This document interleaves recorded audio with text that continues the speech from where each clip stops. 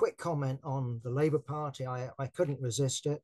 There's a new set of statistics just being released by the parliamentary authorities. Parliamentarians are obliged to declare how much income they get from various sources. And amongst the requirements that they're under is to declare that if they get more than £10,000 a year from renting out properties, i.e., are you a member of the rentier class? And it turns out that in this parliament, there are something like 85 MPs that are classified as rentiers. Amongst them, the biggest is 44 Labour MPs. That's 11% of the parliamentary Labour Party. Tories now, of course, much diminished numbers, a mere 25 of them. Nonetheless, a significant percentage of the Parliamentary Conservative Party. Liberal Democrats, 8 out of 72 MPs. At the top of the list, we actually have Jazz Athnal. Where's he from? I think he's from Redbridge. That's right, Redbridge in East London. That would include Dagenham.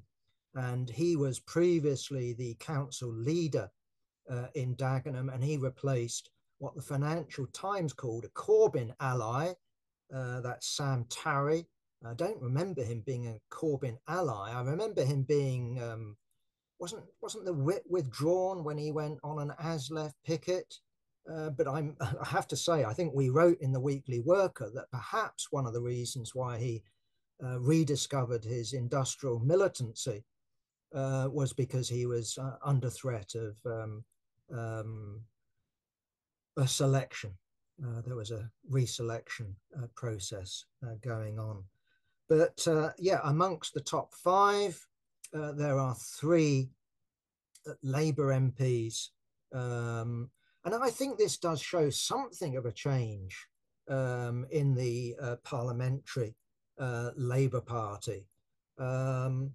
If we think about the parliamentary Labour Party in the not so recent past, there would be plenty of MPs who come from a trade union background. I think that's, massively declined over the years. And instead what you get is people more or less directly in from universities, from student unions. Okay, they might have served as, in a trade union office, but more often what they do, they go straight into Parliament as an advisor, as a bag carrier for some minister or aspiring minister. But there is this new element of what I would call the petty bourgeoisie that have moved in to the Labour Party.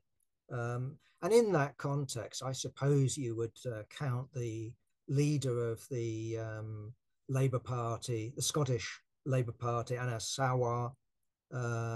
He's worth, because he's got a 25% stake in his family's cash and carry business, he's worth, in terms of his share holdings, between 2.7 and 4.8 million.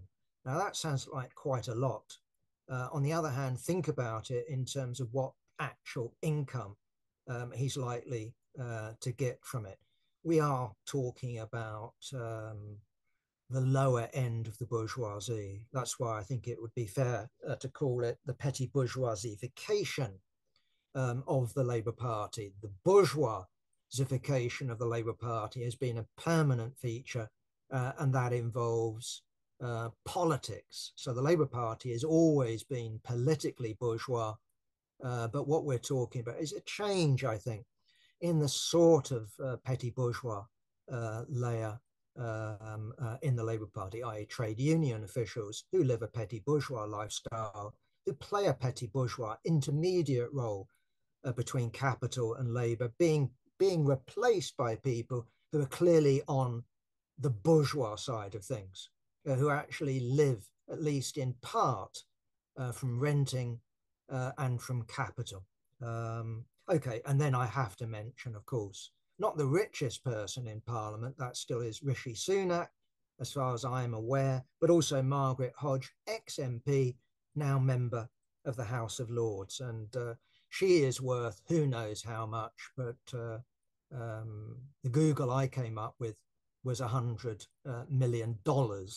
And that's a result of her being a shareholder in her family's still a business that goes all the way back to, believe it or not, Egypt.